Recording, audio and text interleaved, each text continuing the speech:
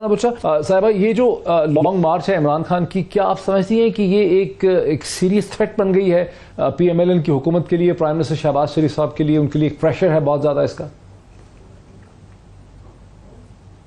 मोहित साहब, आप मेरे होस्ट हैं, आपका प्रोग्राम है, आपका जो दिल चाहे आप कर सकते हैं, लेकिन जिस तरह की गुफ्तगू इस वक्त शेख रशीद साहब ने की है, मेरा ख्याल है आपको उनको स्नब करना चाहिए था। आपको उनको कहना चाहिए था ये बिल्कुल गलत बात वो कह रहे हैं। अगर वो हलफ आइन के हलफ की, उन्होंने जो कल हलफ लिया इमरान खान साहब ने आइन किताबें होने का, तो ये गुफ्तगू करना कि आप प्रॉपर्टी को उठा देंगे, ट्रेडर हमें नहीं रोक सकेंगे, तो आप क्या कह रहे हैं? आप ये अग्रेशन बढ़ा रहे हैं इस मुल्क में। आप ये कह रहे हैं कि you will cut through anything. So ये लोगों को नुकसान पहुंचाना, अमलाक को नुकसान पहुंचाना, ये आपको आइन में नहीं नजर आता कि यू कैन डू दिस? ये गैर आईनी इक़दामात के लिए लोगों को पुश कर रहे हैं। आपको कम से कम ये तो कहना चाहिए था कि फिर आप ये कहिए ना कि आप आइन के खिलाफ जा रहे हैं।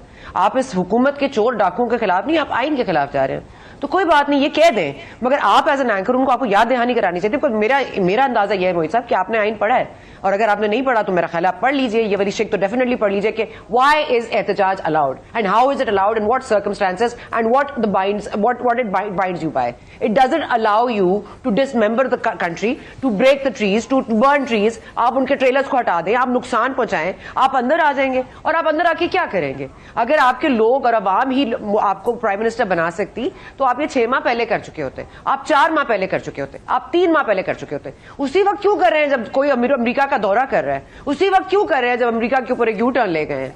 क्यों कर रहे हैं? आपको लगता है ये अवाम के सहारे आएंगे? ये कभी अवाम के सहारे आए हैं या इनमें आने की सक्कत है? ये इनकी गलत फहमी है और खुश फहमी है, और बहुत जल्द ही खत्म हो जाएगी। अभी सईद काजी साहब भी कह रहे थे वो रात को ख्वाबों में डराते हैं। वो तो जी रात की तो जरूरत ही नहीं है। खान साहब तो किसी वक्त भी माशाल्लाह सुबह फजर के वक्त भी डरा सकते हैं, बरकला सकते हैं, धमका सकते हैं, जोहर के टाइम भी कर सकते हैं, शाम में भी कर सकते हैं। उनके ऊपर कौन सी कदगन है?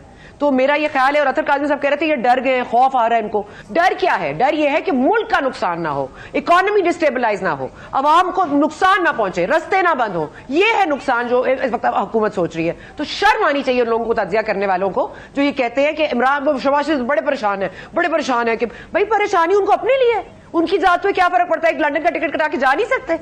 आप लोग ये सोचिए, इस मुल्क की अब बात हो रही है, और तमाम लोग यहाँ PTI फैंस नहीं है, ठीक है? बहुत सारे और भी लोग हैं जिन्होंने अपने रिप्रेजेंटेटिव पार्लियामेंट में भेजे हुए हैं।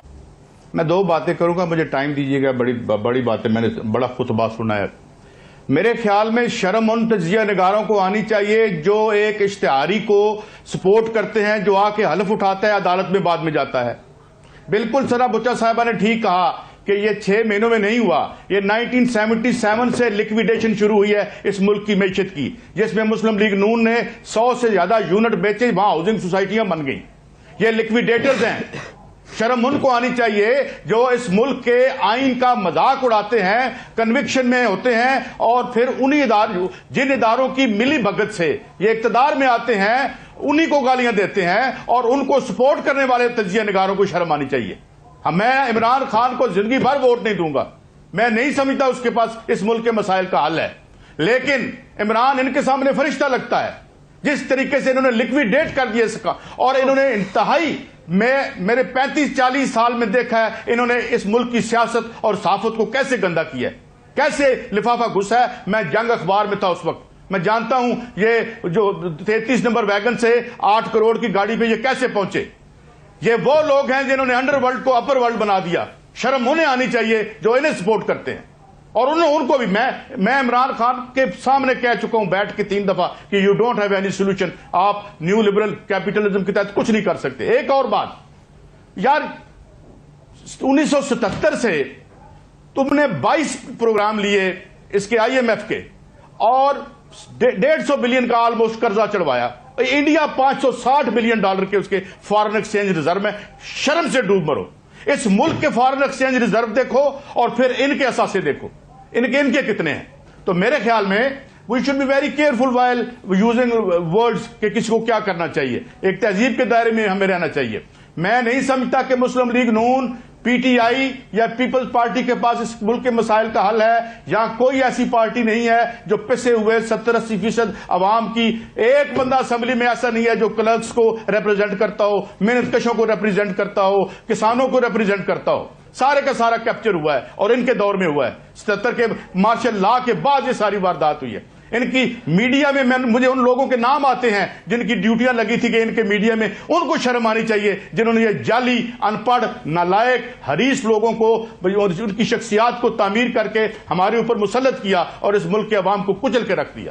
تو اس لیے میرے خیال میں بالکل ثنا بچہ ٹھیک کہتی ہیں، یہ 6 مہینوں میں نہیں ہوا، اور میں یہ بھی ان سے ایگری کرتا ہوں کہ اگر عمران ہوتا تو یہی ہوتا، اور میں یہ بھی ان سے ایگری کرتا ہوں کہ اگر یہ 1.5 سال عمران کو مل جاتا تو وہ اتنا بڑا ہوا نہ بنتا، بن گیا ہے، مان لیں۔ اور اس کو ختم کرنے کا صرف ایک طریقہ ہے، اور وہ طریقہ یہ ہے کہ ڈیلیور کریں۔ ڈیلیور آپ کر نہیں سکتے، آپ اپنے بچوں کو یہ ڈیلیور کریں گے، آپ کے اثاثے ہوں گے دنیا کے ہر بڑے دارالخلافہ میں۔ تو یہ مسئلہ ہے بہت، اور عوام، اور میں ایک اور آخری بات ختم کرتا ہوں، عمران خان تحریک بنائے نہ بنائے، تحریک بن رہی ہے، نیچے سے آ رہی ہے۔ یہ جو اینگر ہے جس کو عمران نے فی الحال کیش کروایا ہے، عمران کی تحریک کو کٹ کراس کر دے گی۔